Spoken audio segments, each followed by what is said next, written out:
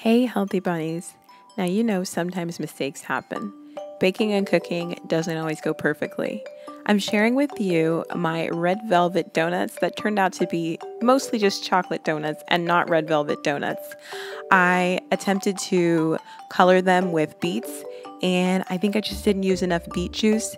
You guys can watch and let me know what you think would be a better way to use the beets, but nonetheless, they were still very yummy chocolate donuts, so I thought I would still share them with you. It's still a way to be festive during the holidays and enjoy some home fresh baked donuts, but I thought I would be transparent with you and show you that sometimes my baking projects just don't go perfectly. So I hope you enjoy anyway, and thank you so much for all of your support so far. Hey healthy bunnies, Christmas is my favorite time of year. I look forward to time with family, all the delicious food, especially the desserts. I look forward to the desserts more than anything. I want to give you guys a really awesome dessert recipe. It is my red velvet donuts recipe. In a large mixing bowl, mix 2 cups of flour, 1½ tablespoons of baking powder, 1 tablespoon of cocoa powder, and 1/2 teaspoon of salt. Mix all of your dry ingredients together with a whisk.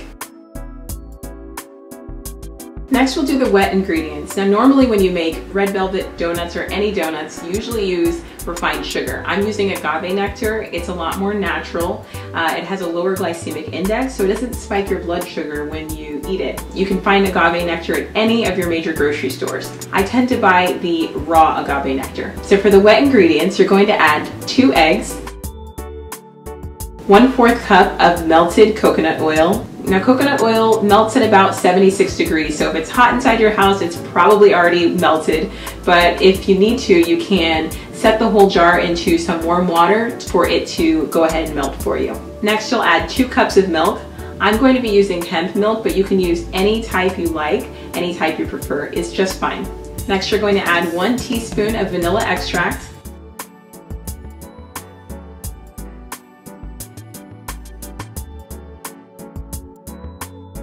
and the last step is to add your beets. Now, I'm using steamed beets. Make sure if you steam them or you buy them from the store, they are steamed and not pickled, because the pickled will have a very distinct flavor and that's not going to be good in your baked good. So take those steamed beets, you need about 2 to 3 of them, mash them gently with a fork in a separate bowl, and then add those to your wet ingredients, and then add your entire bowl of wet ingredients in with your dry mixture.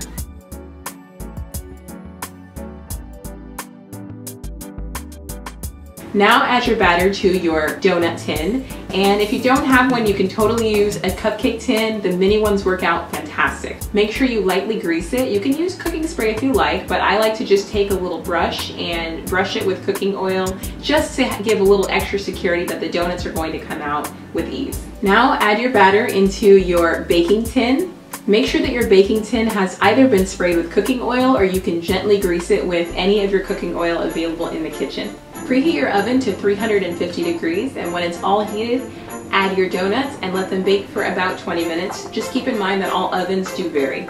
Allow your donuts to cool for about 5 to 10 minutes. They'll still be warm, and first you dip them into your coconut oil, and then second you dip them into your brown sugar and cinnamon mixture. For the mixture, you only need about 1/4 cup of brown sugar and a generous heap, probably about a teaspoon of cinnamon mixed in. Go ahead and move that donut around and make sure it's nice and coated on one side, and you're all done.